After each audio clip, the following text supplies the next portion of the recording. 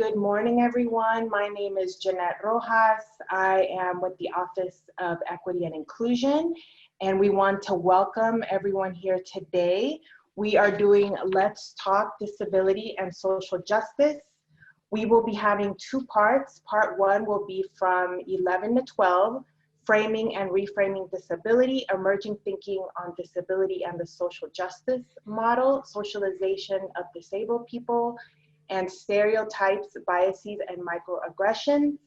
Part two will be from 12 to 1, and that's when we will be having a panel discussion with students and employees with disabilities.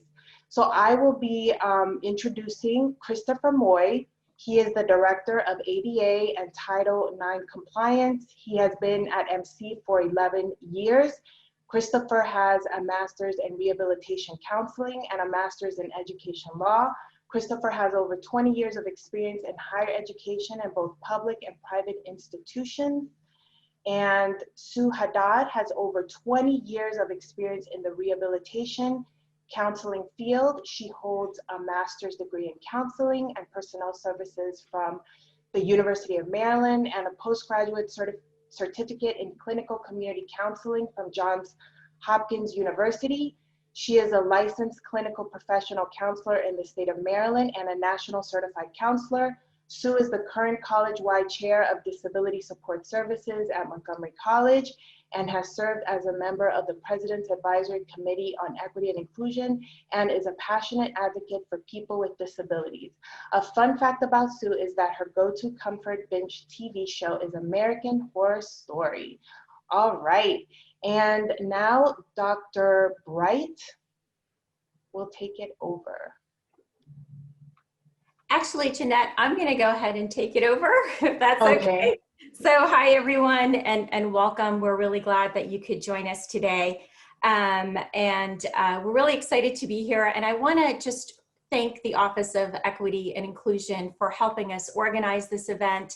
I think we've held a lot of wonderful talks and discussions about some very relevant topics that are happening today in our society. And so I just want to thank the Office of Equity and Inclusion for all their assistance in helping us with this event. So we're going to just jump right into it because we do have a lot of things that we'd like to go over. And so as Jeanette mentioned, during the first part of this session, Christopher and I are really going to lay the foundation and provide some context around disability. And so some of the outcomes as we start today is just talk briefly a little bit about the history of disability and oppression. We're going to discuss a little bit about how our language, how disability is portrayed in our language, media, and television. Hopefully we'll discover some of our own biases around disability. And we'll look at some of the models that are prevalent in today's thinking around disability. And one of the things that I'm really excited about is learning from our panelists, because during the second part, we have guest panelists from that will talk a little bit about their lived disability experience. So Dr. Can you go next? Okay, so Dr. Bright will be leading that discussion. And so the panelists include current and previous students of Montgomery College with disabilities, as well as employees. Next. So we'd like to start off just by discussing some of our ground rules for today. Our hope is to really create a safe and comfortable space to talk about disability. Unfortunately, this topic is oftentimes neglected. Oftentimes we don't talk about disability. And so we hope that you will join us in creating a culture of access, accountability, inclusion, civility, and respect. And we also recognize that some of the material and the discussions and topics and images that you might see in this presentation might be upsetting to some and triggering. And so we ask that you please feel free to administer self-care if you need to take a break. If you would like to talk to one of us after this presentation, we are more than happy to do that.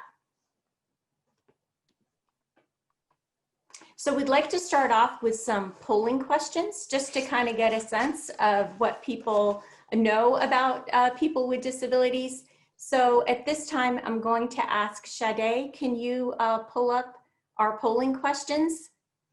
And so what we would like to do is just, we ask you to consider these questions. The first one is, what is the largest minority group in the US? And so you see the choices: Black, Latino, persons with disabilities. If you can just take a second to let us know what you're thinking about that one. Okay, so yes, correct. So people with disabilities are a diverse group, crossing lines of age, ethnicity, gender, race, sexual orientation, and socioeconomic class. There are approximately 61 million Americans with disabilities, representing 26% of the population. This is 1 in 4 have a disability, making people with disabilities the largest minority group in the nation. And we're seeing, as baby boomers get older and more veterans return from war with injuries, this number is going to double over the next 20 years. And in addition to the 54 million Americans with disabilities, at least 133 million Americans live with a chronic health condition. And disability is the only minority group that anyone can join at any time. Okay, how about this? Students with disabilities complete college degrees at a similar rate as students without disabilities. True or false? Okay, wow, you guys are doing fantastic on this. So the answer is false, and I see that 70% of you responded false.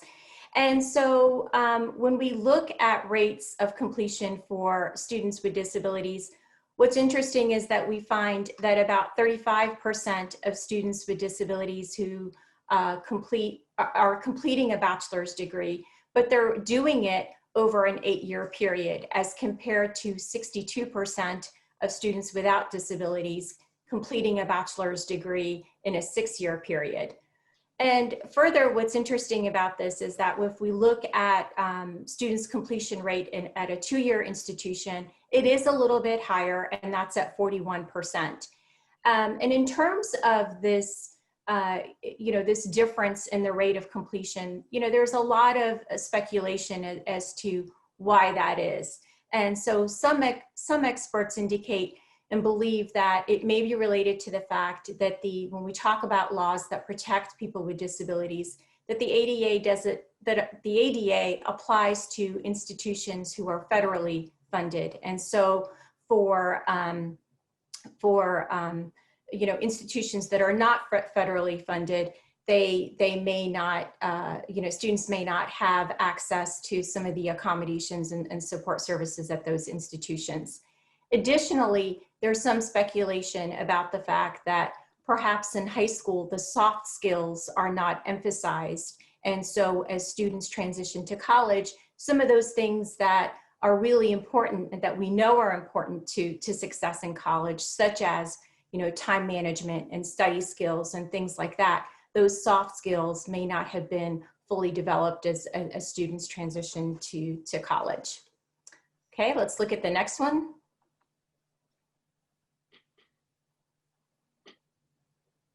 In 2019, the unemployment rate for people with disabilities was at 25%. True or false? Okay, so Christopher, I see that 61% indicated true and 39% indicated false. So this one is actually false. So the unemployment rate for people with disabilities in 2019 was about 7.3%. But when we look at what the unemployment rate of people without disabilities was in 2019, it was only 3.5%, who were unemployed with people without disabilities. So this data really shows that people with disabilities are still underemployed despite their qualifications.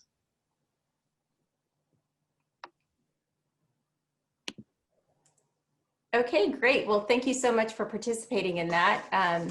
Looks like you guys know a lot already. Christopher? Yep, okay, thank you. So really to understand kind of, disability, we need to look at the history of disability, and disability shares a history of oppression. So the table on the right-hand side really reviews the beliefs, manifestation, and treatment of disability throughout history. So in the first column, we really see, and this was pre-1800s, the disability was reviewed somebody as they were possessed, blessed or damned, or an immoral sinner. The disability, was really something residing in the person, in that they did something or a family member did something to cause the disability. The manifestation was it resulted in they felt like they were a danger to self and others. They were contagious or divine. So their treatment, they were tortured, killed, ridiculed, sometimes treated with favor if believed to have special powers. When we look at the 1800s, really disability is seen, and the belief is they are defective. Disabled persons as biologically inferior. We talk about, and you're going to hear us talk about, people with disabilities are less than. And I'm moving my hand from above to down, they're seen as less than. And the manifestation is really they're incapable of independence. So the treatment was they were institutionalized. And you can see on the picture on the left, I have a picture of bed cots where, it shows that, people with disabilities were really institutionalized or hidden away. They were also displayed as freaks of nature and exploited. And you'll see the picture on the top middle, really from a state fair, it says main sideshow, human freaks. We're seeing that people with disabilities were really represented in this way during the 1800s. Now when we move throughout history and get into the early 1900s, we start seeing that disability is seen as a genetic cause.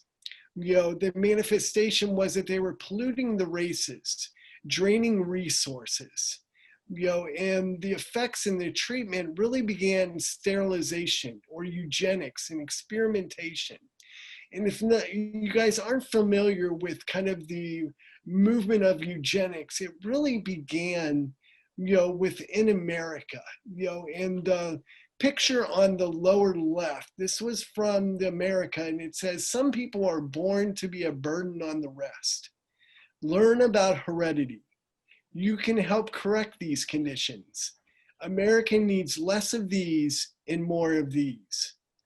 And then you'll see the picture on the right where it says, only healthy seed must be sown. And it shows a picture of a man happily sowing seeds. So during this time frame, we really see, that there was some forced sterilization. There was a historic Supreme Court case, Buck versus Bell in 1927 in Virginia, where the court upheld forced sterilization of people with disabilities who, were seen, as somebody whose life not worth living. So this is part of our history that we're really seeing. As we move from the early 1900s into, middle 1900s, we're seeing that disability is genetics. It's caused by diseases or war-related injuries. At this time, we're starting to see that people with disabilities are objects of charity or pity. They need special care and protection. We're starting to see, the medical model. They need medical treatment to cure them or to help them. There are also some rehabilitation starting at this time, and they're coming back and they're really seen as war heroes. But again, when you look at the treatment during this time, and this is 1950s, so it's not too far back into our history, we're still seeing that individuals with disabilities were institutionalized. They were sterilized. And if you look at what Nazi Germany was really doing during this time, they were taking what we did in America, and really they created a law around, the sterilization and eugenics of people with disabilities, and they were trying to create a master race. And so disability was one of the first populations they were trying to rid society of. And so We also seen that disabilities were given new medical treatments, again, some experimentation. This is the introduction of vocational rehabilitation, where we're seeing some laws passed where people with disabilities are trying to get back into the workplace. Yeah, thank you, Christopher, for that overview regarding the history. And unfortunately, because of our time limits today, there's much more to the history of disability, and we haven't really touched on, for example, civil rights and laws and things like that. So in interest of time, we're really going to jump a little bit in terms of looking at what is the prevalent view regarding disability. And so this comes from the dominant narrative that basically it is a medical and compliance model. And so with respect to this prevalent thinking, disability is really seen as a medical tragedy. They assume that the individual has a problem, has an impairment, and so as a result of this impairment, a lot of times there's a lot of fear around having a disability, and so people with disabilities are sometimes viewed as being less than, and it perpetuates, thinking that it's a subordinated experience, and that disability in and of itself is a burden, it's a problem. And so it's a burden on society, it's a burden in higher education, and it's also a burden for the disabled person. And so a lot of times in this medical way of thinking, we see that disability is something that needs to be fixed. It's something that needs to be cured. And if it's not, then it's something that needs to be pitied. And if it's not, it's something then that needs to be accommodated. And so this is unfortunately sort of the dominant narrative that exists in our culture. But what we're hoping to do, and one of the things that one of our aims today is to kind of introduce a different way of thinking. And that perspective comes out of disability studies and a social justice model. And so the emerging thinking on disability is that it's really the environment that disables people. And so the environment is the problem. And so when we talk about the environment, we're not only looking at, for example, physical accessibility or technological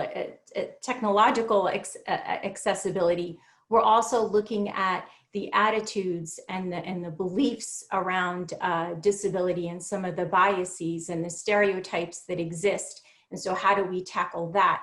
That's the problem. That's part of the problem in terms of being disabled is looking at those attitudes and those beliefs and the policies that really prevent people from having access.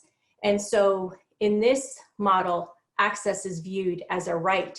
It's not something that we're doing as a favor to people, that people have the right to participate in activities as any other group. And so we're going to talk a little bit more about this emerging thinking and talk a little bit more about social justice as we continue this exploration. And so one of the things that we wanted to kind of look at is, how do we develop our beliefs around disability? And it's really through a socialization process, right? And so here, what we're looking at is this cycle. And so when we view disability as something that is negative, and we look at that history that Christopher mentioned with respect to people with disabilities being viewed as a burden and things of that nature, we start with the history, and then we look at how that history is reflected in terms of media, images, our culture, our curriculum, and then from that emerges our stereotypes and biases. And from our stereotypes and biases, they manifest in microaggressions, which are further sort of manifested in terms of our institutional practices, and then history repeats itself. And so I think the interesting thing about this socialization cycle is that it's not a deterministic cycle, right? So there's opportunity for us to change this way of thinking, and that means examining some of the things that we've been sort of programmed to believe about disability. And what's interesting is that it's not only are we affected by how we view disability, disabled people are also affected with respect to how they view themselves around disability, because they're also experiencing, you know, that same, the same messages as we are. So we're going to take a further look at this in our next section. So thank you, Sue. So in looking at socialization in history, there are some key terms that we really need to understand. So first, social justice. What is social justice? And really, we're looking at a society that affords all groups full and equal participation. That is our aim for individuals with disabilities, the full and equal participation, equitable distribution of resources, where members are safe. And social justice is a process and it's a goal. And then we need to look at privilege. Privilege, you know, in this type, we're looking at, you know, non-disabled privilege, and it's the benefits bestowed upon someone based on membership, perceived membership in a dominant group. Now, this is often unearned. Someone is born into a group, or circumstances that are affecting them allow them to be in a privileged group. And then we look at power, and really power and privilege go hand in hand, because the power that we receive comes from that area of privilege, you know, the benefits that it yields from that position of privilege.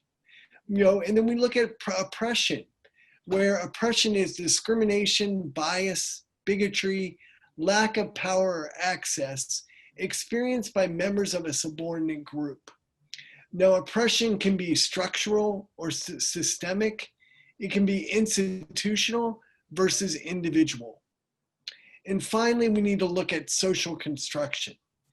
You know, this is really created by an agreed upon members of a certain culture.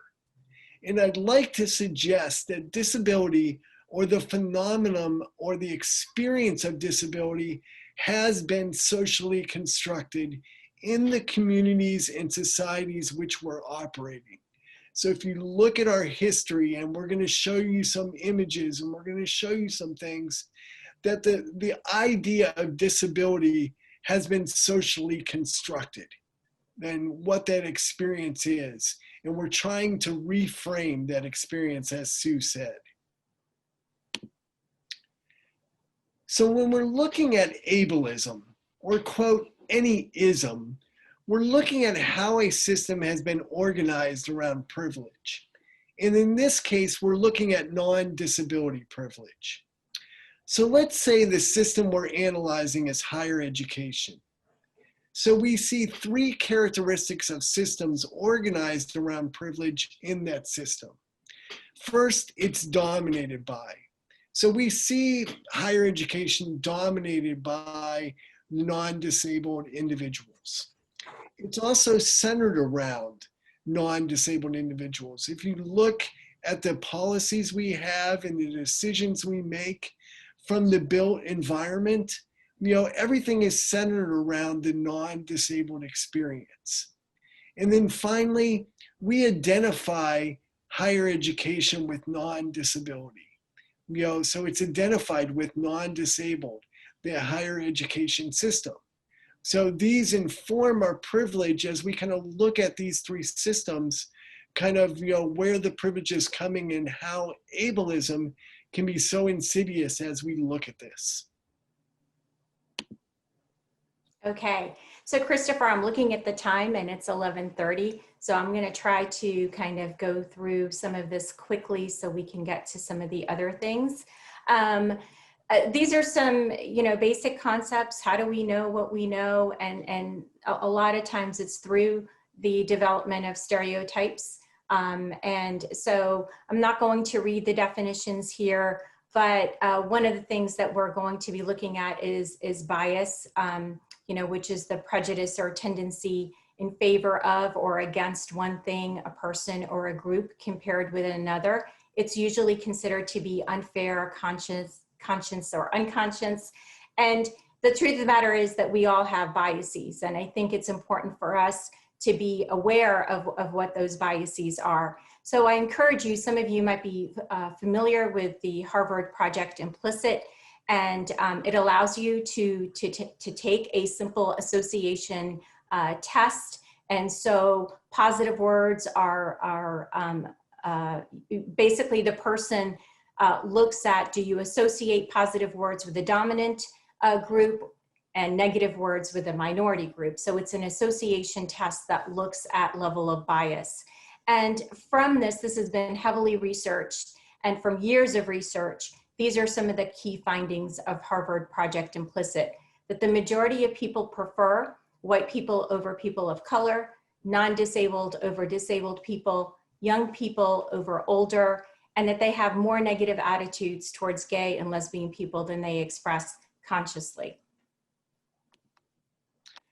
So I want to look at, how does this show up for people with disabilities? What are our stereotypes and biases when we look at somebody, an individual with a disability? They tend to range from negative and positive.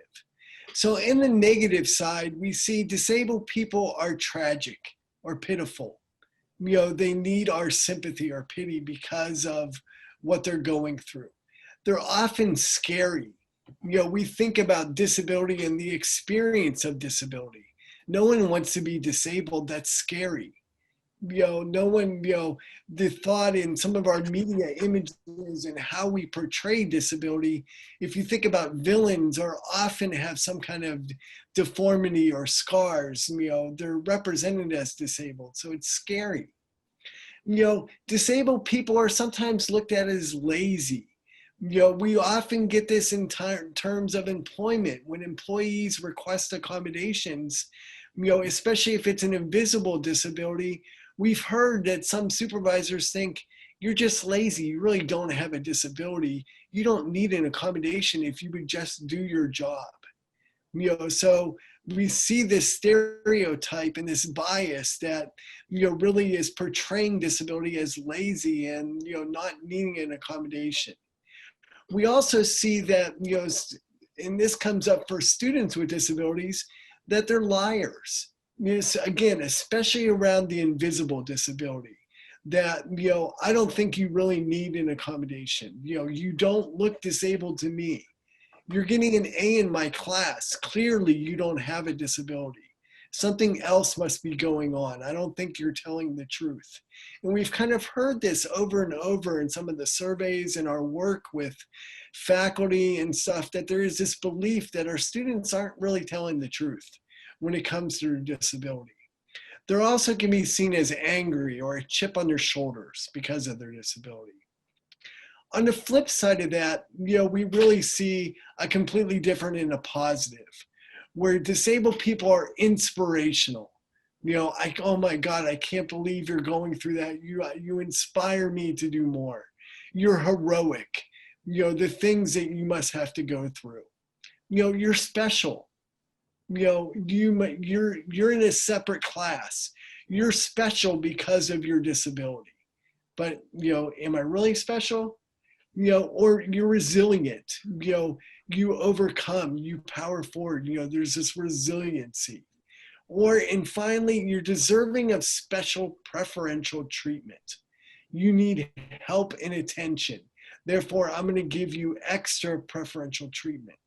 So regardless of whether these are negative or positive, these are stereotypes and biases that we hold for individuals with disabilities. So from that, it plays out in terms of microaggressions. And I think we're probably, a lot of us may be familiar with microaggressions. They're everyday verbal, nonverbal, or environmental snubs or insults that are intentional or unintentional, which communicate hostile, derogatory, or negative messages to target persons based solely upon their marginalized group membership. It's basically a form of discrimination. And Sue identifies 3 categories of microaggressions, and they include microassaults, which is just another way of saying name calling or good old-fashioned bigotry. Micro insults, which are a little bit more subtle and insidious, and then micro invalidations, which really are meant to sort of exclude and dismiss an identity altogether. And so if we can just, we're gonna look a little bit, Christopher, if you can, yeah.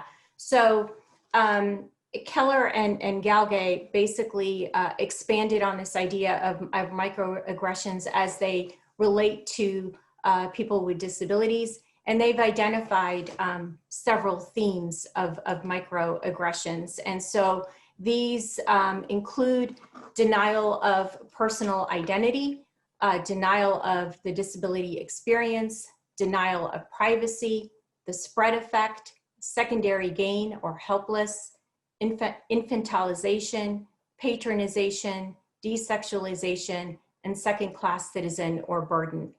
And so what I would like us to do is on the left-hand side of the slide, can you sort of recognize what the ableist microaggressions are in terms of these situations? So in other words, when we hear something like, we all have some disability, you know, what theme does that get at? So if you look at the themes on the left-hand side, what theme does that statement get at?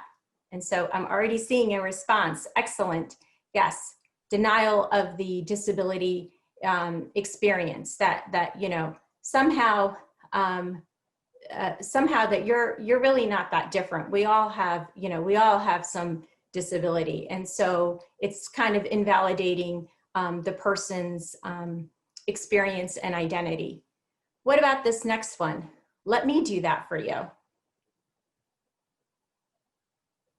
What theme do you think is associated with that comment? Exactly. Infantilization, right? So we basically, the assumption here or the message here is that a person with a disability is incapable of doing things for themselves. So so oftentimes we'll kind of jump in. What about this next one? Laura is blind and the cashier in the dining hall speaks to her very loudly. Any thoughts?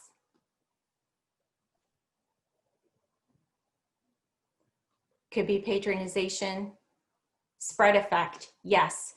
And so when we talk about the spread effect, this is the idea that if we see someone with a disability, we assume that their disability impacts many domains of functioning. So someone who's blind, who can't see, is also can't hear.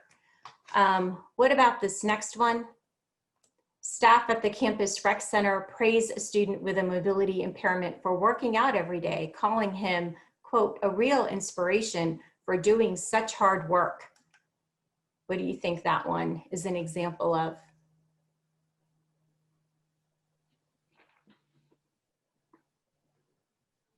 Any thoughts? Exactly. Patronization, absolutely. So again, just putting down the person for doing normal things. How about this last one? On the first day of class, Derek asks, and I can't see because of the chat. Sorry, on the first day of class, Derek asks Mariah, a woman with visible scars on her body, what happened to you? Denial of privacy, absolutely, right? So a lot of times this, we hear that from people with disabilities, especially for people with visible disabilities, that they are constantly being asked about their disability. And so imagine if that happened to you kind of, you know, constantly every day, what that would be like for you.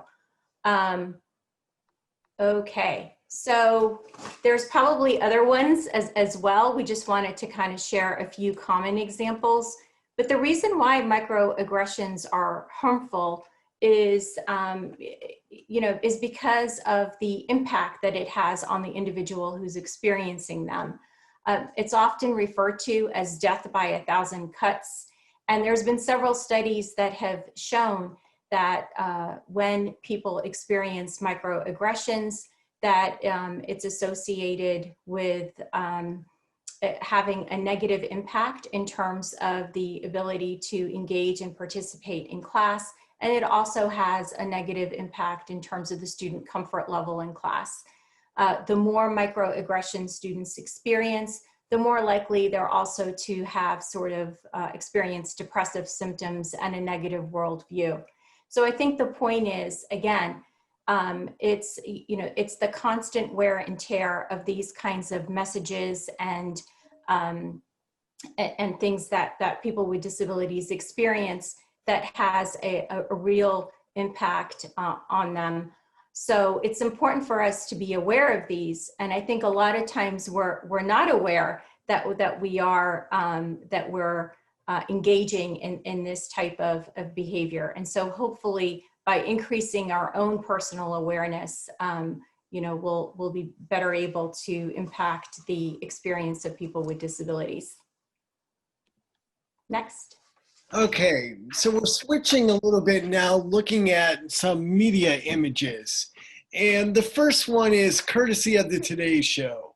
You know, and so this was something that Today Show ran, and if most of you are familiar with the Today Show, this is nationally syndicated, goes out to millions of people, and this is the story that they had. You know, so the title says, "Man 69 with disabilities gets a forever home." And on the picture is a elderly man with looks like 2 goats dressed up in, looks like pajamas. So what I want you to do is, in thinking about what we just discussed, you know, and you can either unmute or put this in the chat, but what message does this story image send about disability? And think about the microaggression themes that we just kind of went through. So what does this story say to you about people with disabilities? So I'm seeing in the chat, it's horrifying. They're helpless. Who gets a forever home? Foster animals get forever. Very good. Thank you, Aaron. Yes. Foster dogs get, you know, forever homes. And look how this man is dressed. He's in a onesie. He's in pajamas. He's being infantized. So I mean, this is on a nationally syndicated show. Think if we were to do this for any other marginalized group, would there be outrage if we did this for another marginalized group or another minority? We portray them this way, but yet this is how we portray disability. So this is just one example of we see in the media. So continuing on in the Today Show, this is 2017. This one, the headline was, "Man with Disability Travels the World on His Friend's Back." And so in this story, the man with a disability has muscular dystrophy, and he's described in the story as suffering from muscular dystrophy and how his friend is helping him travel the world. And so when you look at this image and when you think about this headline, what are some thoughts with respect to how disability is portrayed in this story and this image? Helpless. Yes. What else? It's a burden. They have, yes, reliant on others. Heartbreaking. I agree, Damon. Yes. Again, treating people with disabilities as being less than, that they need to be saved by others. Absolutely.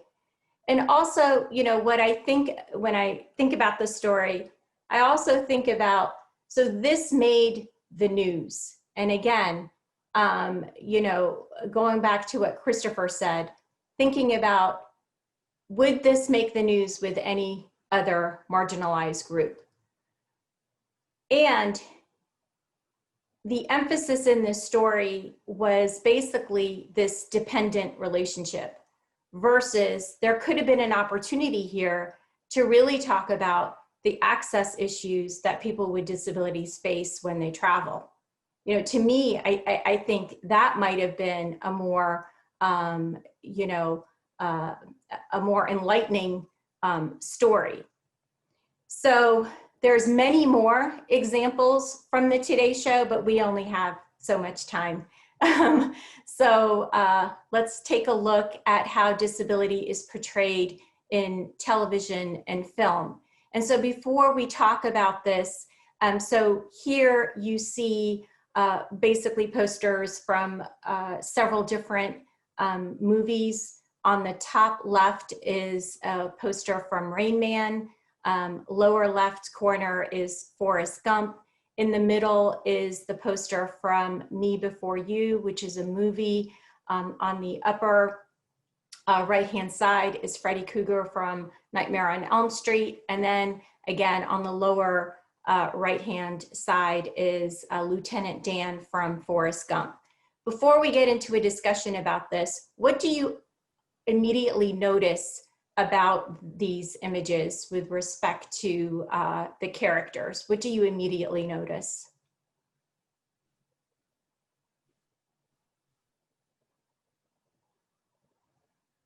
They're predominantly white males. Thank you. Yes, they're predominantly white, you know, disabled males. So again, this is kind of sort of ignoring, you know, the fact that there's intersectionality, you know, between disability and other types of minority groups. So yes, automatically that's sort of something that really stood out to me. But then in addition to that, what would you, you know, let's talk a little bit about, if you know some of these characters, how are they portrayed?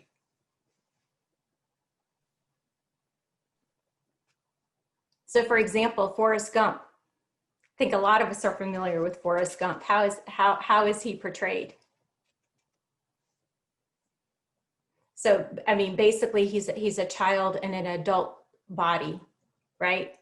Immature, desexualized. I'm seeing some of the things that are coming in. And what about Rain Man, right? It's really portraying a very narrow view of autism. The story in the middle, I don't know if some of you are familiar with this, the movie Me Before You, but it's really about a very privileged man who becomes disabled as a result of an accident, and he falls in love. And then at the end of the story, he basically kills himself because living with a disability is so awful, so tragic that you know, that the best solution was to kill himself. On that upper right-hand corner with Freddy Krueger, basically he's a burn survivor who turns into a serial killer, right? And then if we look at Lieutenant Dan from Forrest Gump, you know, what we notice in terms of the theme here is that he's really an angry disabled vet, but then at the end of the movie, you know, you see him sort of appearing at Forrest Gump's wedding with, you know, all of a sudden he's cured, he's got magic legs and he can walk. And so now he's happy. So, you know, again, kind of emphasizing that theme that to be, you know, that to be happy, you know, you have to be able-bodied. So in looking at Disney films, you know, Disney films are notorious for how they portray, you know, characters. And so you will often see characters portrayed with deformities, you know, especially villains and things. You see Captain Hook, you see Scar from The Lion King, You see the beast from Beauty and the Beast, that they're often represented with deformities, and villains are often represented with darker complexion. So this is notorious in how we look at, Disney movies and what we're socialized from a very young age, and looking at disability, that our characters are often the ones that are evil, have some kind of deformity that we're seeing. Okay. And let's take now a look at how disability is portrayed in advertisement. And so here you see kind of, varying posters, one with the word disability and then dis crossed out. The only disability in life is a bad attitude, right? And so what I want to do here is just talk a little bit about language in terms of our language around disability. It seems that we try to make it sound easier. We try to make it sound softer. We try to basically do everything we can to avoid using the word disability. So a lot of times, we'll hear language like this person has special needs, this person has a learning difference, right? Just to kind of avoid saying the word disability as if it's a dirty word. And so I just want to mention here that, with disability and disability advocates, what we encourage is the use of the term disability.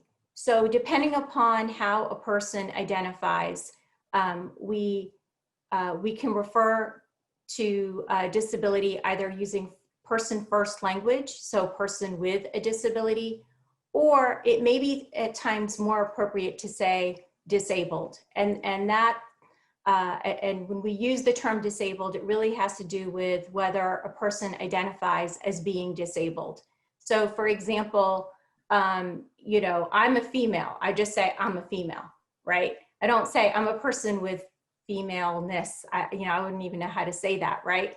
So if a person identifies as being disabled, it's perfectly, okay to say disabled because it's part of their identity. But the other thing here that I want us to think about is how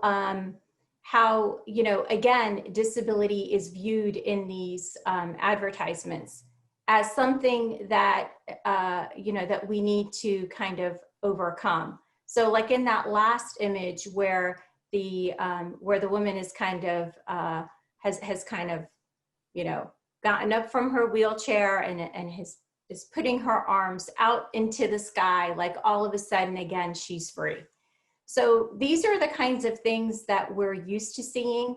And I think it's interesting, given that disability is the largest minority group, how little we see of that in terms of advertising. And so that's just something to kind of keep in mind. Just in the interest of time, Christopher, I think we need to move to, I'm not going to go over, these are just some more examples, but maybe we can talk about reframing disability since we have just a few moments. So excellent. So in looking at the images and looking at our media and looking at our history, our stereotypes, bias, and microaggressions, our goal here was really to kind of frame disability and how it's viewed in our society. I talked about that social construct. We have an idea of what we think the disability experience is. And our goal with this really is to reframe disability. So when we talk about reframing disability, disability is a difference. Being disabled in itself is neutral. We want you to see the disability, not say, I don't see disability. Somebody says, I don't see race or color. It's neutral in itself. It's not there for your inspiration. I'm not there, disability people are not there to give you something. It's a neutral experience. The problem with disability is derived from the interaction between the individual and society. Think about some of the barriers at Montgomery College. Think about your classes, the way things are set up, or if you go to the grocery store, things. You know, the interaction or the barriers has to do with the individual and society. Society is created for able-bodied individuals. You know, it's not created for the disabled population.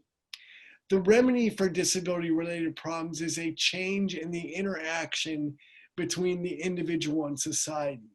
You know, we need to change our policies. We need to change our practices, you know, to be more inclusive of individuals with disabilities. And the agent of remedy can be the individual, an advocate, or anyone who affects the arrangements between the individual and society. Meaning we all play a part in this. We all have a shared responsibility in how we're interacting with and how we are creating things for individuals to make them more inclusive for everyone, including people with disabilities. And so if we look at disability reframed and just, you know, think about if we were to see more images like the ones that you see right now, where we view disability as something that is not to be ashamed of, but rather, you know, you can be disabled and proud, where we see people with disabilities doing things like other people, you know, whether it's voting or protesting or hanging out with friends. You know, what if we were to kind of see more images that reflect people with disabilities just being who they are? And so ultimately the aim of disability activism is to question able-bodiedness as a desirable default and to embrace everyone's unique abilities, body shapes, physical and mental states. You know, we may not be able to control the body that we're born with, nor can we go back in time and, you know, change perhaps an outcome of an accident, but one can be proud and more accepting of the bodies that people have. And so disability advocates really ask people to not marginalize others' abilities and make them feel less adequate or less human. So we kind of leave you with these images, and we hope that you, as we conclude here, that perhaps, you know, you can reflect on some of these questions with respect to what are we doing at Montgomery College that reinforces disempowering ideas? How is ableist culture reflected at our college in terms of our policies and environment? What actions can we take to include disability and diversity initiatives? And within your own role, you know, what will or what can you do to create a more inclusive and welcoming environment for persons with disabilities? So we hope that you kind of reflect on that. We want to thank you for listening, and we want to thank you for your engagement and participation. And so in the interest of time, we would have loved to have taken some questions and comments, but perhaps, you know, we can do that when we switch to our panelists. So having said that, if you need just a moment to stretch, please do that. And Dr. Bright? You may be able to take a couple quick questions. Let's see, Okay. we've got 2 minutes. Okay, awesome. Until noon. I saw a bunch of things in the chat. I wasn't monitoring it, but you all did a great job. Thank you. There's a question from Maurice. What about how those with disability view themselves and how they may trigger, prompt how we view them in the workplace?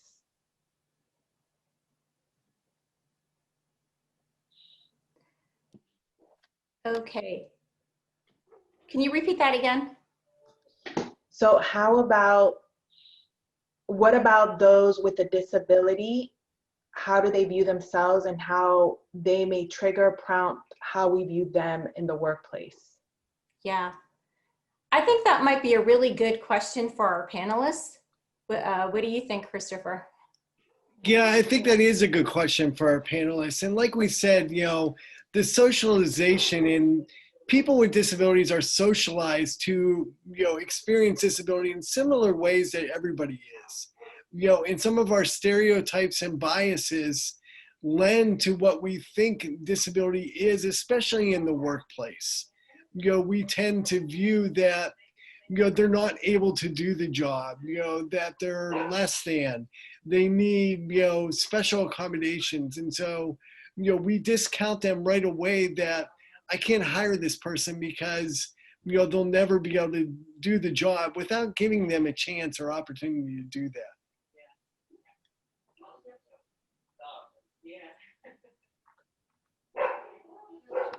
Any other questions? I have a question, Sue. This is Brandon Wallace. Let me get my face on. If a student doesn't self-disclose their disability, and I know in K through 12 we do child find, right? So like if a student at the college level, if you suspect that they have a disability and that they can,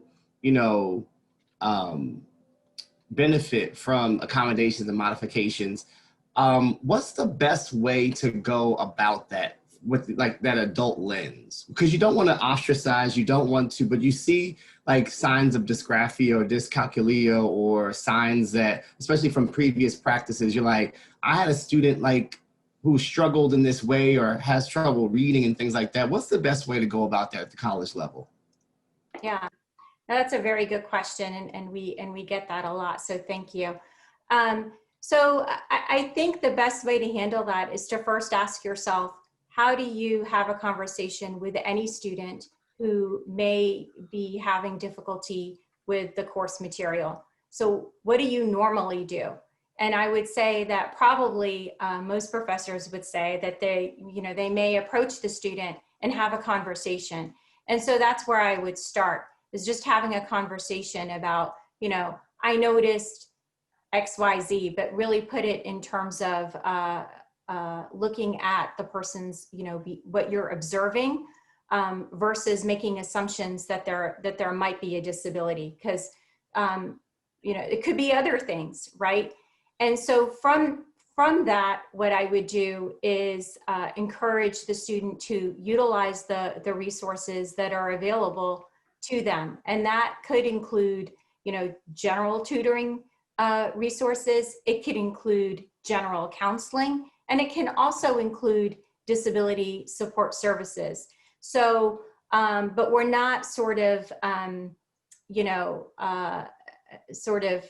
narrowing it down to disability, but we're including the DSS office as part of a variety of resources that students can use. So in that aspect, it's sort of, normalizing the experience of college students. And so all college students, we would encourage them to utilize a variety of resources. So that would be one way of handling it. There are times though when a student may just come out and say, I have a specific disability. And in those instances, you may want to do a more direct referral. But having said that, it's at the end of the day, it's really up to the student to decide if they want to utilize supports and services. So I just want to also, keep that in mind, that it's, that the student has a choice here. And so even though we may think some things might be useful, it's really up to the student to decide how they want to go about that. Thanks so much. Thank you. Sue and Chris, I know we have had many conversations. One of the things that is still very concerning to me is the stigma that the student feels with that DSS support. There are so many, just as Brandon just stated, you make an observation, you notice a behavior, you bring it to the student's attention. Is there something that we can assist you with? And I have heard this so many times, that the stigma of the DSS is something they do not want to be labeled with and to have that on their record. So. Yeah, and I think, again, that speaks to sort of, what we've been talking about here today is how disability is viewed as something that is negative. And so if we viewed disability as part of the human experience, how that could change how people view themselves. And so again, going back to that, people with disabilities are also kind of experiencing, that level of negativity themselves. And so that's why when we look at the social justice model, and if we were to reframe it in a way where disability is seen as something that's neutral, I think identifying or asking for any assistance or whatever would be viewed in the same way as any other student who asks for assistance in college. This is a normal experience of going to college, right? And being a student. We all ask for assistance. We all need assistance. That's not necessarily, a bad thing. But again, it's because I think there is so much, there's so much negativity around disability. And so part of what we're trying to do is really we have to change that narrative, right? And so it's not the student that has the problem, it's our environment, it's our attitudes, it's our culture. That's really where the problem is. And so on that note, because it is 12:05, and I really think it'll be great to hear from our panelists because they'll be able to share more about their personal, experiences, and particularly, some of those questions that just came up about, disclosing and things like that. I think it's really better to hear from our panelists. So this is a great segue to that. Dr. Bright? Excellent. Well, thank you first, Sue and Christopher, for that excellent and eye-opening presentation. And I'd like to just say good afternoon to everyone. My name is Dr. Deborah Bright, and I serve as the Associate Dean of Student Affairs at the Rockville campus.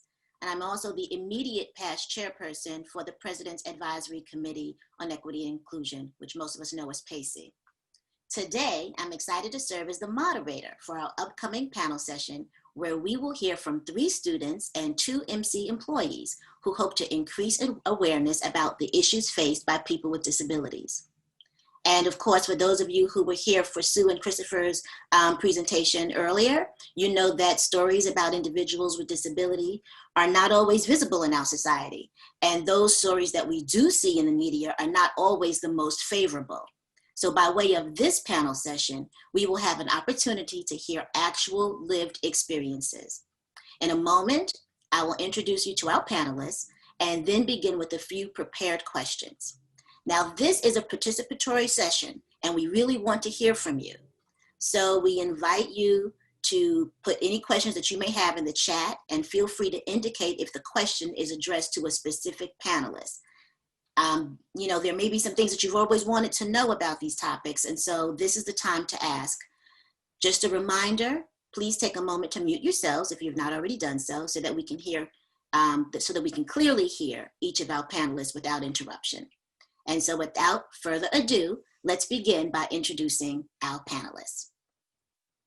First, we have Ludivine Leopold, and I hope I got that last name right, Ludivine. Ludivine, call me that boy. Thank you. Leopold. Okay, Ludivine is a recent graduate from Montgomery College. She transferred to UMBC Shady Grove campus recently in spring 2020. Ludivine is deaf and was born with a rare disorder, kernicterus. A fun fact about Ludivine is that she has been featured on MCTV and other YouTube videos addressing issues related to social justice. So we welcome Ludivine. Next, we have Timothy Monig. Timothy is a current student at MC, attending both the Rockville and Germantown campuses. He is pursuing an Associate of Arts degree in cybersecurity. Timothy is a disabled veteran and has served in the US Navy. Timothy's goal is to work for the government in the IT field after he completes a bachelor's degree in cybersecurity. He enjoys driving performance cars and likes to research new innovations in technology. Our third student is Damon Brooks. Damon is a graduate of Montgomery College, earning an AA in General Studies. He transferred to the University of Maryland, College Park, where he's majoring in journalism. During his first semester at UMD, he is proud to announce that he made the Dean's List with a 3.6 GPA and was also inducted into the Excellence for Multi-Ethnic Education at University of Maryland. Damon's fun fact is that he loves to buy shoes, and I'm sure some of us on this call can relate to that. Heather Hughes is our next panelist. Heather has 12 years of experience in the clinical counseling field. She holds a master's degree in social work from the University of Maryland, Baltimore School of Social Work. She is a licensed social worker for the state of Maryland and holds certifications in several therapeutic techniques, including cognitive behavioral, art therapy, and animal-aided therapy. Heather is a 2003 graduate of Montgomery College and has worked as an MC counselor and professor for almost 10 years. As an MC counselor at the Germantown campus, she works with students on general advising, disability services, and those who are on academic restriction. And Heather's fun fact is that she was the runner-up in Ms. Wheelchair Maryland 2016. And last but not least, our next panelist is John Ross. He has over 15 years of experience working with students with disabilities in higher education. He holds a master's degree in counselor education from McDaniel College, and currently, John works at Montgomery College as a professor counselor in the Disability Support Services Department. Prior to working at MC, John worked at McDaniel and Syracuse University, my alma mater, I might add. When not working, he loves to spend time with his family and coach his son's soccer team. So we'd like to welcome our 5 panelists. We are delighted to have you here this afternoon to speak with you about your lived experiences with disability and access. And to get us started, let's begin with our first question, which is, please briefly tell us about yourself. Please tell the audience if you're an MC graduate, current student, or employee with a disability, and if you are comfortable, can you talk about your disability? And let's start with John. Putting me on the spot right away. So my name's John Rouse, and I currently work in the Disability Support Services Department on the Tacoma Park campus. I'm coming up on my 2nd year of full-time employment here, and I was a part-time counselor for 1.5 years to 2 years before that.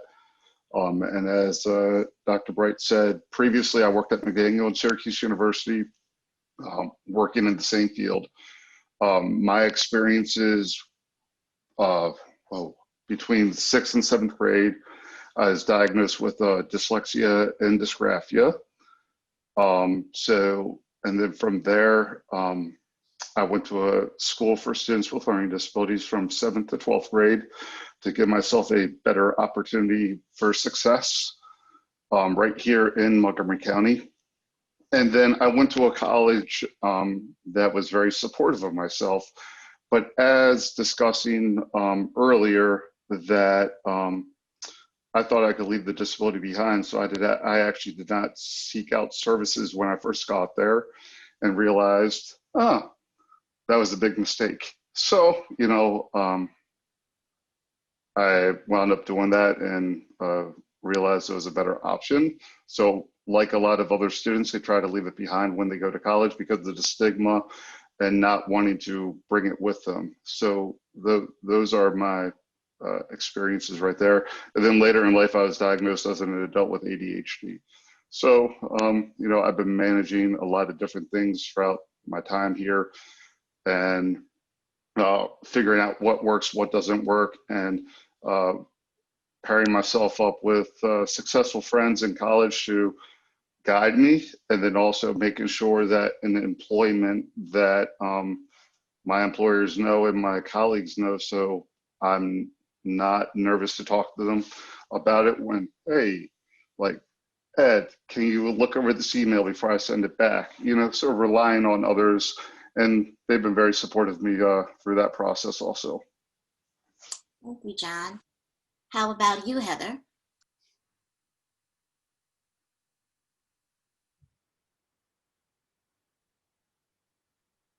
Heather? You could unmute yourself, please. Oopsie. Thank you. Okay. I'm Heather. I'm a former student of MC, as they said. I graduated in 2003. Ooh, seems like forever ago. I moved on to get my master's in social work, and now I work at a private practice as well as being a part-time counselor at MC Germantown, which was my main campus. And I've been at MC for almost, it'll be 10 years in August. And I enjoy it immensely. My experiences as a disabled person, I was born with spina bifida. So I have been disabled from birth. And I've been very open about my disability because there was really no way for me not to acknowledge it. My family has always been very, yes, you are disabled, but does not limit you, just makes it a little different. I'm very open about my experiences. As my colleagues know, I'm very well they used my services as a disabled person at Germantown to experiment on the accessibility of the campus quite regularly, and I am completely happy to do that as needed. I have had some great experiences when I was in higher education. MC was always wonderful with listening to my needs. My graduate school, it is an older school, so the buildings were older. So as I was there, issues with disability accessibilities were a factor, but we were able to change them, and now they are up to code in a workable fashion. And I'll, as well as my high school is now up to ADA code in a workable fashion because I made them become so. So I have a long history of being able to voice the needs of people with disabilities. Thank you, Heather. Advocacy is so important. Okay, how about you, Ludovine?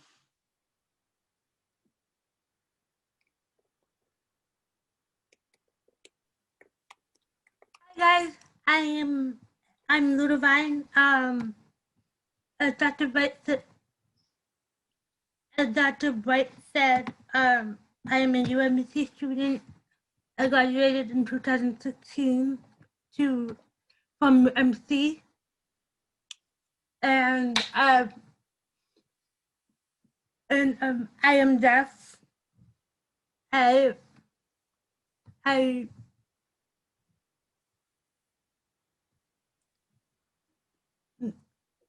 was born with connectivity, as Dr. Bright said, and it is a rare condition that made me deaf. That made me deaf, and I have cerebral palsy and some learning disability, which I didn't know about until I got to Montgomery College. They tested me for disabilities, and that's about it. Was that it? Yes. Okay. Thank you, Ludovine. And how about Timothy, telling us a little bit about yourself? Hello, my name is Timothy Monning, and I'm a current student at Montgomery College. I'm also a disabled veteran, and I served 8 years before I became a medically retired from the Navy. And since I did have some difficulties at Montgomery College at first with my disabilities, such as writing, like the professors wouldn't accommodate me for what the accommodations was for the letter. Let's see. So that's my little issue I had with Montgomery College. And hopefully this semester, throughout the years since I've been, I should say, inquiring about my disabilities and trying to get accommodations, has been doing pretty well. My disability is I have nerve damage in both my arms. I have diagnosed PTSD, post-traumatic stress syndrome, but I have the medical part of it. I don't know if anybody knows what the medical PTSD is, and I'll explain that. Medical PTSD is like having severe surgeries, life and death surgeries that the doctors don't think you will survive. So I had a few of those in my case. And usually when people hear PTSD, they think the combat section of that illness. So I've learned there's two different types of PTSD that since I've been going to the doctor with my disabilities and stuff like that. So it's been helpful. I was on opiates for over a decade. And when Maryland legalized medical cannabis in 2017, I switched over. Like Sue, she probably remembers me walking with a cane. Now I don't. So I'm trying to activate, be an activist about other cures out there rather than just popping pills and all that. So there's other stuff out there. I've been at Montgomery College. I did the Rockville campus since 2012, I believe, off and on. So I did have some difficulties going through courses. I had to take one course at a time to help me focus on that class. I couldn't do a full load at that time. So I'm doing a full load now. I'm doing a little bit better. And hopefully I get a degree in cybersecurity. I'm doing a search degree program in Montgomery College. And hopefully I go to university, get the bachelor's degree, because I really want to go back into the government again. And I believe that's it. Anybody has any questions? We'll get to, we have so many questions here, and I know questions are coming in from the chat, and I think Jeanette is monitoring the chat for us. But let me go to Damon, who hasn't had an opportunity to introduce himself, and then we'll circle back to some more questions. So Damon? Hello, everyone. My name is Damon Brooks. My disability is I have a C3, C4, and C5 dislocated spinal cord. I was injured in an accident in college in 2012. Am I also supposed to speak on my college experience? We're going to get there. So we're going to get there. But anything else you wanted to say just about yourself generally before we move on to our next question? I typically have like difficulty writing within one of my classes. So since I've been at MC, I always had accommodation. That's about it. And I guess I'll go to further detail once we move along within the meeting. Thank you, Damon. Appreciate it. Well, all right, so our next question is, what has been your experience as a person with a disability in academics or employment? Can you talk about the attitudes and perceptions of others? And basically, how have you been treated? And Damon, do you want to start us off with that? I see you're still lit up, so we can start with you. Can you repeat the question one more time, please? Of course. What has been your experience as a person with a disability in academics or employment? Can you talk about the attitudes and perceptions of others? How have you been treated? I've been treated well. I'm currently in my second semester at University of Maryland, so my time at MC was really encouraging because I received a lot of accommodations and the students were very helpful, whether it was opening doors for classes, help move around equipment to, just to be in a comfortable area to make sure that you're getting the instruction properly. It was very inclusive. I mean, I feel like the work, if you have the mindset that you can accomplish anything, I believe that you can do it. I believe your mindset is also what shapes you. I really don't look at my disability as a deterrent. I kind of look at it as a way to, inspire others and to help others see that, anything is possible when you have a strong mindset and a strong belief in yourself. So I believe in myself and I believe in my abilities to, succeed in any environment I put myself in. That's wonderful. Thank you, Damon. Ludivine, can you talk about your experience in academia and in academics and the attitudes and perceptions of others, how you've been treated?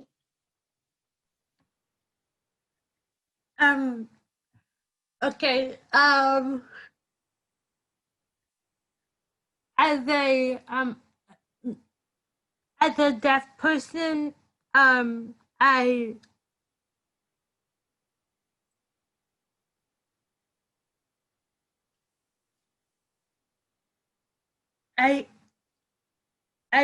get my interpreters and they're great. but at the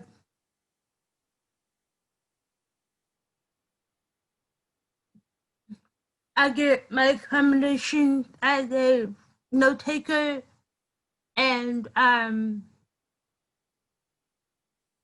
some other and some other some other some other accommodation, but some people but some people don't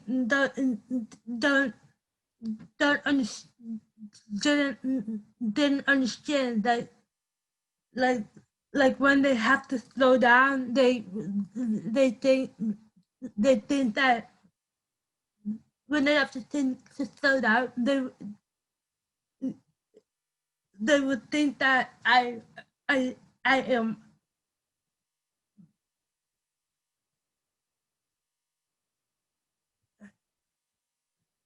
they would think that I am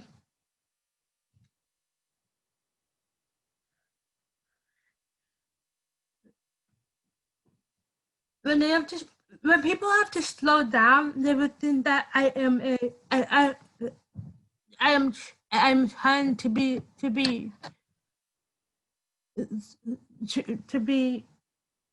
a bit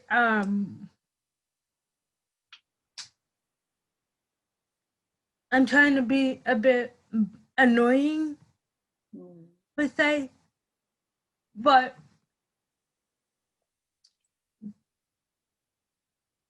and it is and it is annoying for me to constantly be asking them what was that and that's why I asked them to slow down so I can understand what's being said. Sure. That makes sense. It's important for people to be patient. Exactly. Thank you, Ludovine. Timothy? Hello. For my experience, I do have some, for my accommodations when I was in class, I had issues when I was beginning Montgomery College in Rockville, professors wouldn't give me the accommodations. Like I need a note taker, I needed help writing in a workbook. And the professor didn't understand, I can't write that well and I need help. And I'm like, I'm going to fail this class without unable to do something. So that was kind of hectic, trying to get accommodation, getting the professor to understand that we need help. But we can do the course, but we just need accommodations. Like, is there another way to do the work other than, like normal people, writing the answers in the workbook? Is there like a PDF file that we can fill in the answers? That was very difficult. Like I think Damon mentioned that the writing issue, like I was saying, I need a scribe, like especially for math, because I didn't know how to do the special characters to do the formula in Word, Microsoft Word. So I had to use a scribe to help me do that mathematical stuff. That's for the academics. I did have problems, and in the workforce before I went to school, after I left the military, I had difficulties. I felt like they disrespected me, or they wouldn't help me in the workforce. I wasn't getting the proper accommodations as I did in the educational side of things. So yeah, so I had some pretty bad experiences throughout having disabilities. Sorry to hear that. It's important to be talking about this now so we can educate our community on the importance of adhering to those accommodations. Heather or John, do you have anything to share in terms of how you've been treated and the attitudes of others at the college?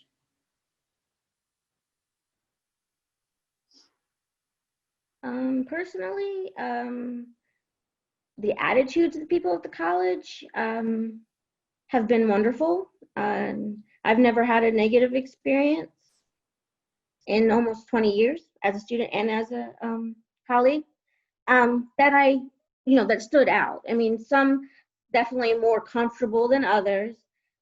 Like my colleagues in counseling, very comfortable with talking to me about it. you know, the maintenance team knows me by name. Security knows me by name. So when there is an issue that arises, the communication has always been wonderful. Like when the elevator went out in SA for a year, and I was already upstairs and had to be evacuated. It was wonderful. When I was in college, the attitudes of people were wonderful. The main issues for me were the ADA as it's written and ADA as it actually works or doesn't work. That was the issue. And actually at MC Germantown, there's kind of this joke rule that why should we think about this further accommodation? And it's like, because Heather kind of said so, because it doesn't work, because I live it. So, and I'm very open with please, if you need me to test it out, I will happily do it. Because we're all so different. You know, the law is written for a vast, but we're individual, and we need the accommodation for who we are. And that was my main struggle. Thank you. And thank you for your willingness to work with the college to help test out things. Absolutely. They're appropriate. Janetta, are there any questions in the chat that we need to address now, or shall I continue with my questions? Yes, there was one question from Brandon Wallace, and I'm trying to open the chat up again. It says, question for the student panelists: has the transition to mostly online helped or hindered your success as a student? It's hard to build authentic relationships in this virtual world. I'd love to hear how it's going for you and what we as staff and faculty can do more of or less of to support. Great. Timothy, would you like to start, and then if we can hear from Ludovine? I'm sorry, can you repeat the question, please? Sure. It says, has the transition to mostly online helped or hindered your success as a student? It's hard to build authentic relationships in this virtual world. I'd love to hear how it's going for you and what we as staff and faculty can do more of or less of to support. Okay. The virtual online that we're doing, I do have some difficulties. I mean, I'm pretty good at researching.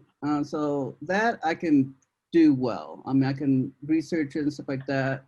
But my problem was like trying to understand the material or asking help for the professor or a classmate for additional help. Especially some of the assignments that professors give us that has multiple files. I cannot upload these files on the virtual tutoring website that we have in Montgomery College. I've tried. So that's hindering my ability to request tutoring that way online for being in our environment right now. But some of the professors have been very helpful. Like if I get a question wrong, I do ask and they can help me understand. I do get confused with questions, you know, how they write those questions, different wording and stuff like that. So I do get help understanding the material sometimes, somewhat through the professor. But that's my problem I have, is trying to get, try to understand the material better if I don't have other people to ask for help. So this, as in person, you can turn to someone in your class to ask for help.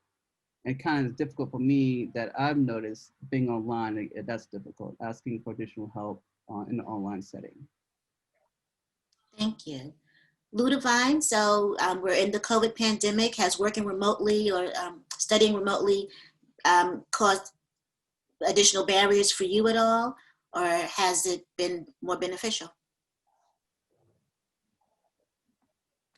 For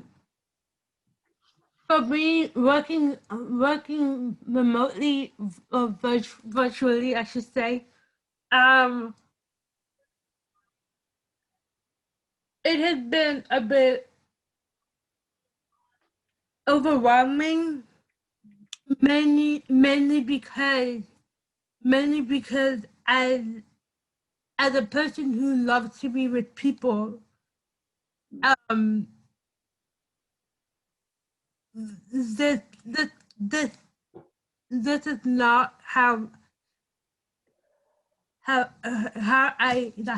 work, and but it has also been helpful when I get my notes, because I get my notes from the online stores. So the note taker puts it on online, and I get to it. Thank you. So yes, both sides I can see. I think many of us are struggling with the same concerns as it relates to just, you know, being accustomed to being around people, and the fact that we're having to socially distance ourselves and stay home basically in order to maintain our safety is really difficult. So definitely can understand and appreciate that. While I have you, I'm not for the audience, I'm not ignoring Damon. Damon had to go to class, so now we're down to 2 students. So I'm going to pick on Ludovine again for this next question, because I know you have transferred from MC to a 4-year school. So Ludovine, can you tell us a little bit about that experience and what was it like transferring from MC to a 4-year school? Any differences in support at all? From MC to a 4-year school, because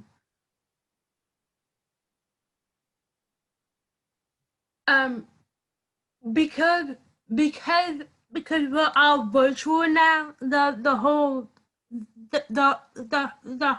we don't really I can't really tell the whole difference between the two. Sure. That makes sense, because you transferred in spring, is that right? Yes, I just transferred. Okay, yeah, thank you. It's difficult to tell the difference. Okay, hard to see any of the differences quite yet. Okay, thank you. Jeanette, is there another question in the chat that just came up? Trying to see, I thought I maybe saw one from Christopher. So there's a question from Christopher, but I think it ties into the third question. How can we help students feel, how can we build relationships with our students online? Timothy, any thoughts on that one? How can we build relationships online, or do you feel like we've already covered? Yeah, I think someone has covered that, because I know some people don't feel comfortable socializing online, I guess. I've noticed. They like to do their own work on their own time, it seems. Okay, thank you. Yeah, but I'm sure other people can, like, you know, what I've heard in my class, you can build like groups online, like the GroupMe side. I sometimes do Zoom every now and then, but it seems like I haven't encountered more engaging classmates to do that. So, but I try to help students if they have questions to their assignments. I would go in their group chat or whatever and talk to them about it. Thank you. So there was a question about accommodations. I know we touched on this a little bit, but I just wanted to give an opportunity just in case anyone else wanted to chime in here. As you know, as we all know, accommodations for individuals with disabilities is a civil right. What issues have you experienced in the classroom or employment as it relates to adherence to accommodations? Anything that you'd like to share on that topic? And that's for any of the panelists. I know, Timothy, you mentioned it briefly. I don't know if you have anything else to share on that, or if John or Heather or Ludovine would like to jump in. The question? Sure. So the question is, as we all know, accommodations for individuals with disabilities is a civil right. What issues have you experienced in the classroom or in employment as it relates to adherence to accommodations? So in other words, have you ever had a professor not adhere to your accommodations, and what impact has that had on you? I guess I'll go here. So trying to remember back many years ago when I was in school and everything, I had some professors that were great. It was like, oh, whatever you need, I'm here, whatever assistance and everything.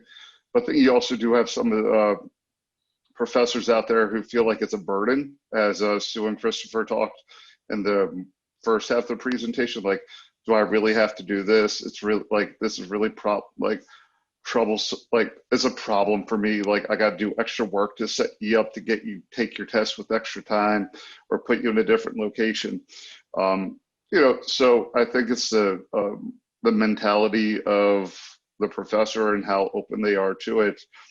And as a student, it's very disheartening because you're already working hard and trying to navigate and advocate for yourself, and then we got a professor that does not want to do what they need to do, and everything, having to get, here like at MC, where a student may have to come to their counselor, or like when I was in school, go to my representative to get involved and everything like that, where it should not be that hard, and puts the barrier in there because the student already has to navigate adding extra time onto a test, navigate going to another place to take the exam, and not having the full same experience as the classmates where, oh, just show up to your class at 9 o'clock and sit down and take your exam.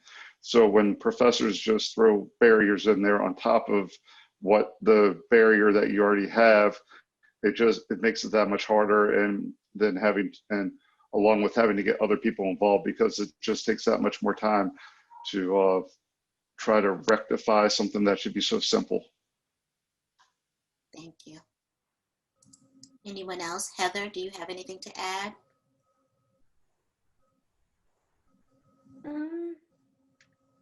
When I was a student, as far as accommodations for my physical disability, that was never a problem.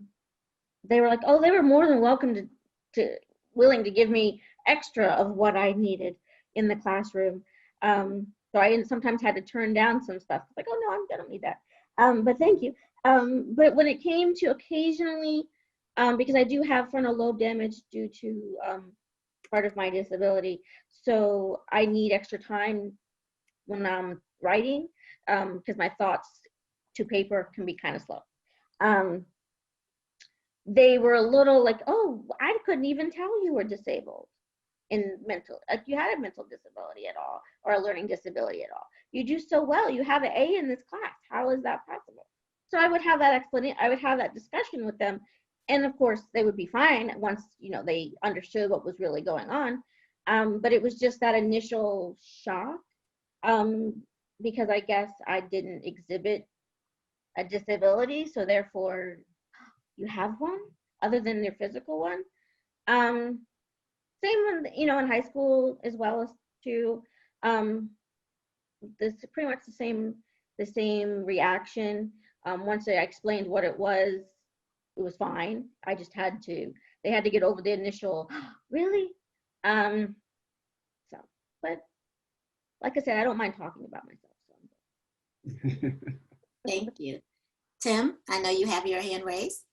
Yeah, sorry. Yeah, the only thing I had an issue with is like, I did have professors, like I said before, like they wouldn't do the combinations. They would give me, like for the scribe and like the writing part.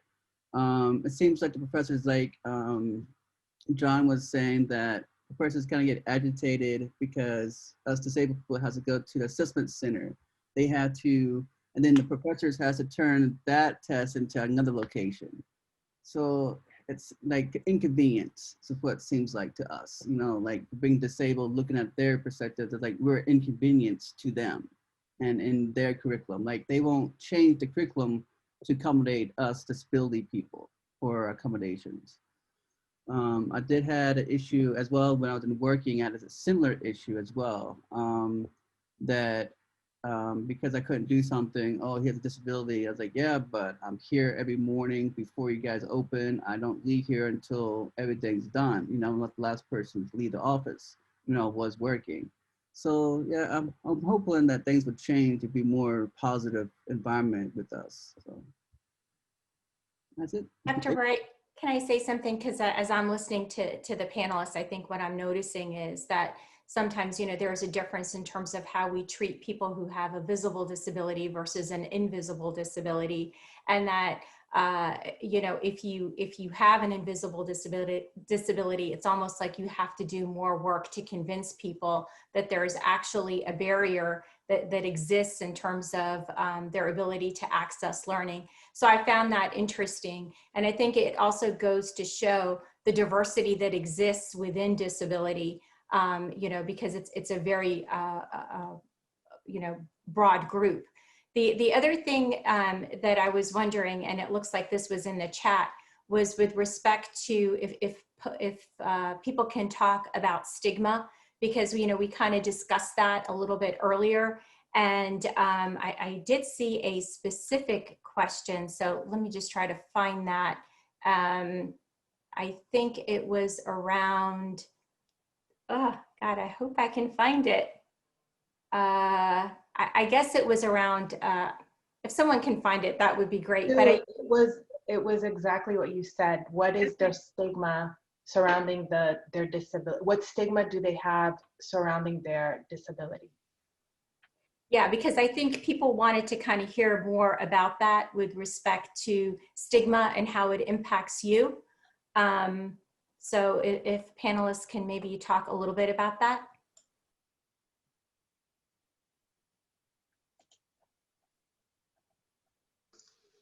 All right. Okay, thank you, John. No, not a problem. I'll go first. As my colleagues know in my office, I'm actually very open about it. And I even sometimes joke about my own learning differences and everything with them. And that's just who I am. So I really don't find too much stigma behind it for myself, because I've been living with it for so long and I've become comfortable in my own skin with it, and came to grips with it as I grew. But I also tend to use it as a learning experience when I find it acceptable or applicable when I'm working with my students, because sometimes you get you don't understand, you've never been there. I'm like, actually, I do. Let me give you some background with it. So, you know, I can be there and I'm like, hey, I've been in your shoes. I understand. Let's talk about this. Let's figure it out. So I'm very open with it because I think it can be a great learning tool for staff members and also students regarding it, because hey, here I am, master's degree, working at the college, teaching classes, and you know, I've had my struggles, but yet it's like, look, you are able to do this. Don't be down on yourself, and we're going to work through this and get through any barriers that you may find that you have or that you feel that they may be occurring. Thank you, John. Anyone else wanting to share about stigma? I have a little thing I can share. My experience with stigma has not necessarily come from the able-bodied community, but from a fellow disability community. There is some hierarchy type struggles I've noticed at times. There's some, you know, that, oh, well, my disability is harder than yours, or I have to live with this part, you don't have to deal with this. So there is that stigma of what disability is the worst disability, the hardest disability to live with, instead of, you know, sharing experiences. In my class, much like John, I talk about myself and my struggles. You know, my first thing that I say to all of my students of the classes I teach is, I have literally been you. And I talk about how. So it's definitely a power, it feels like sometimes it's a power struggle when it comes within the disability community, and which makes it even harder sometimes for some of us to advocate to the able-bodied community, because we're fighting amongst each other or not validating each other at times. So that's been my experience. Thank you, Heather. I think Ludivine also wanted to mention her experience. Thank you. Please do, Ludivine.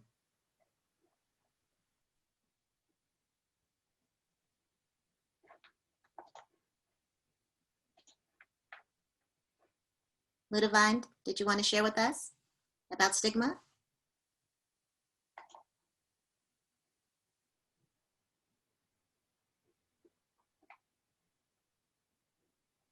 No. Okay. So if you want to share, Ludivine, I'm going to go to one more question and then feel free to jump in if you'd like to. Oh, okay. Yep, you're on. I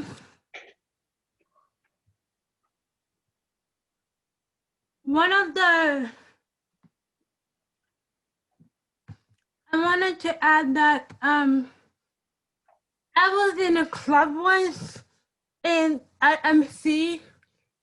There was we were playing a game. They were playing a game. It was Twister, I think. Yeah. I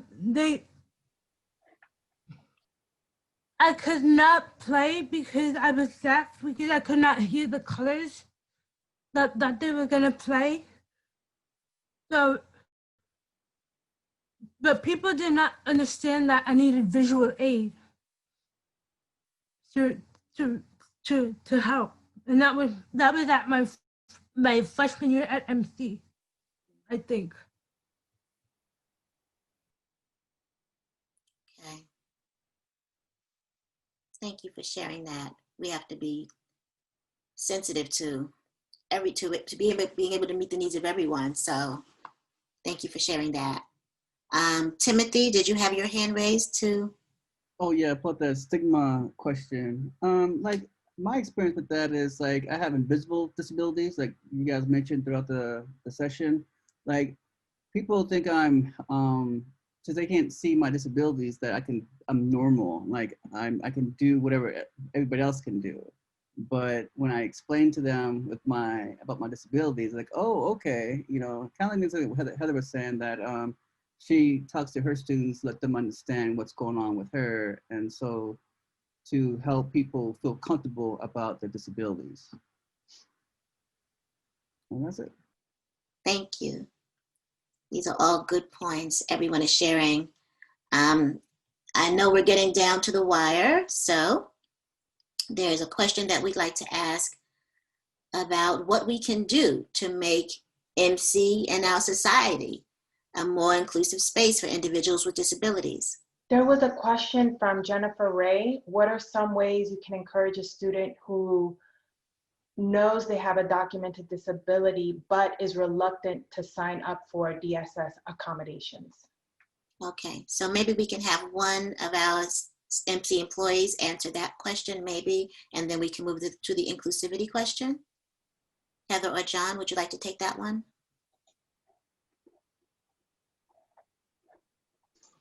I really think, you know, it's ultimately going to be the student's decision whether or not they want to self-identify. And if they have self-identified to a professor, the best that a professor can do is, you know, give them the proper information and everything and encourage them to do so. And if they're comfortable with it, if the faculty member has a contact in the DSS office and the student is okay with it, you could even offer to link them together by sending an email with the student and the staff member on it. But ultimately, it is going to come down to whether or not the student wants to apply and ask for the services here, because it is ultimately their right to request them or not. Even if we have students here that are receiving services, they're not required to notify the professor with the accommodation letter. It's their choice to. So I know we always want our students to get the support that they need, but sometimes I hate to say it this way, but they have to learn the hard way, you know, and we've all been there as students learning the hard way, and then you can lead a horse to water, but you can't make them drink. So, you know, but it's a great question, and it's glad to know that people are out there are concerned for that, but it's really just giving them the information, and hopefully they follow through with it. Thank you. Heather, did you want to add anything quick about that? If not, we'll move on to our final question. No, I think John pretty much covered it. Like he said, I have had several teaching colleagues contact me and with the student to introduce them to me. So then maybe that would open the door for accommodations. Once they know who I am and I'm not just, you know, that person with a disability in the disability office. I'm a person that they know. So, but like Tim said, you can lead them to water, but you can't make them drink it. They have to live with their experience first. I had to live with my experience first. When I first came to MC, I didn't want to use my accommodations. That quickly changed, but I tried. My professor there and my counselor at the time was like, why? Just use them. Just do it. So we have an interesting relationship. So he just tells me to do it. But it's an experience. They have to learn. They have to go through it. And until you've experienced it, you can't say. You have to experience. Mm-hmm. Absolutely. Okay, time has gone quickly. Oh, Ludovine, sorry. You guys could have some visual aid to help us like navigate some of the games, and not just the games, but like everything basically.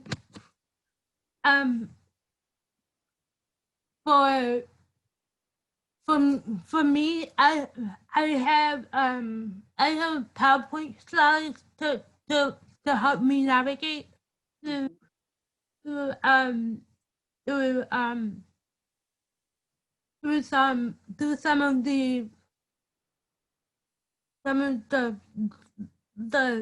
the dynamics of classrooms and programs. Okay, thank you, Ludovine. So you have moved into the final question of making the space more inclusive, and you're talking about sharing more, using more visual aids. Yes. Okay, thank you. Timothy, things that we can be doing in the college or in society to improve inclusion for people with disabilities? Let's see, I think I'll put something in the chat here. Just to try to see what we can do with our technology that we have today. I mean, like we found out in the pandemic, we try to use our computer to communicate with others. You know, besides paying bills and stuff. Now it's a new social thing that we're doing today. But just trying to find ways to help us with this technology that we have today. I mean, that would probably be the best bet. Awesome. So better use of technology, better use of visual aids. Any last nugget, Heather or John, you'd like to add?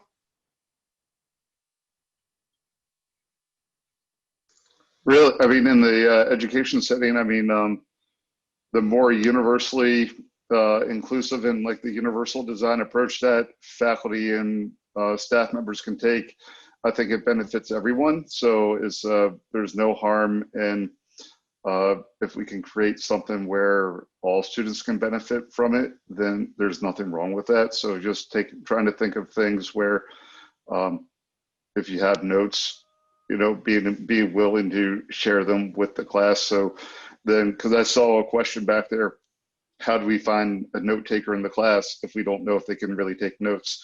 So if professors are willing to share more detailed information, it benefits all students, and then we're not having to worry about having to necessarily find a peer note taker that can actually take notes and not knowing about it. So I think that's really one way to improve it in the education setting.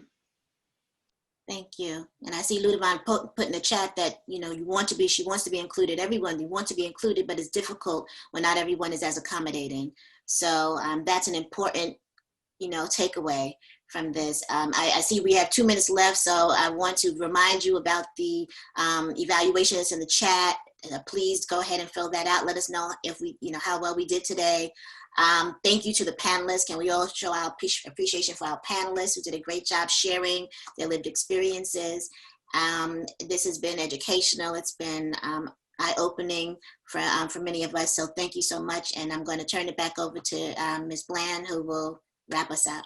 Thank you. Yes, you all have been fabulous today. Thank you so much. When we planned our Let's Talk for this fall, I really wanted to make sure that we followed up and touched base on some of the things that we had been hearing about necessary conversations. And today was a necessary conversation. Believe it or not, we struggled with how to fit it all in.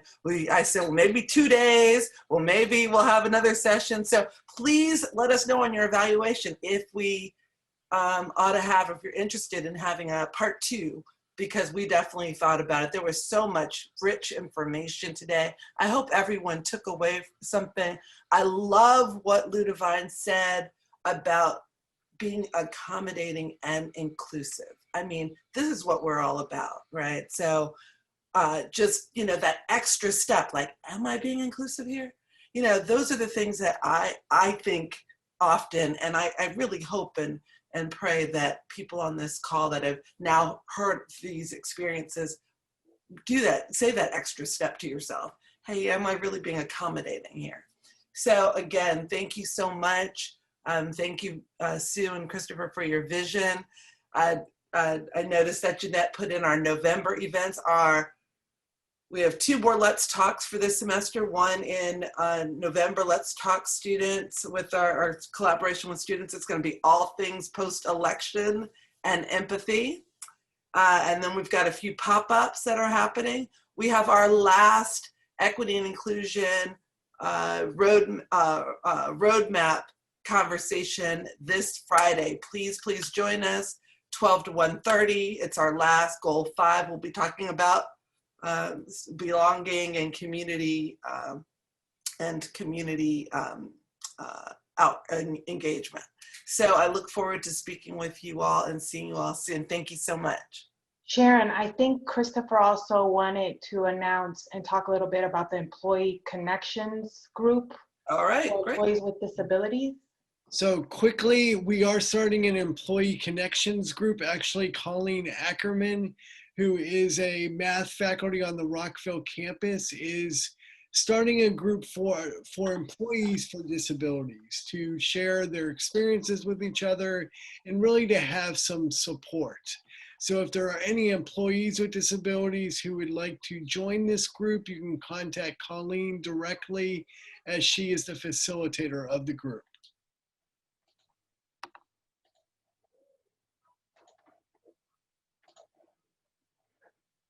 Great.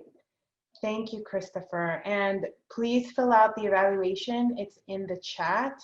Thank you to our panelists. Thank you, Sue Haddad, Dr. Bright, Christopher Moy. We really enjoyed our conversation today. And again, just check out our events. They're on our website. And I also sent over the flyers for our November events. Thank you, everyone. Have a great afternoon.